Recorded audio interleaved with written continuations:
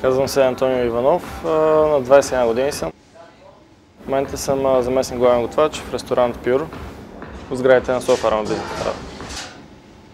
Готвя вече почти 5-6 години.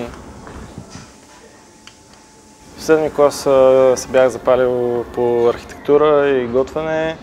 Тогава един учител ми сподели, че трябва да избера или да готвя, или да съм архитект и по-скоро избера това, което ще мога да завърша.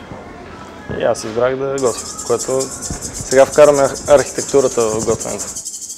Готвенето за мен е удоволствие, обичам да го правя, обичам да го работя това. Удоволствие с една дума. И готвенето в гурме ресторант е доста динамично, интересно, по някакъв път изнервящо, но след като е добре свършена работата, винаги сме щастливи. Нямам любима кухня, обичам всичко, но най-интересно ми е азиатската кухня, може би, защото е най-обширна, има много разновидности там.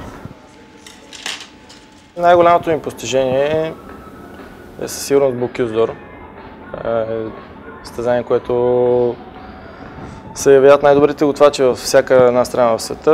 И тази година с Симеон Николов спечелихме българската квалификация за Bocuse d'Or и ще представим България в Унгария през май месец.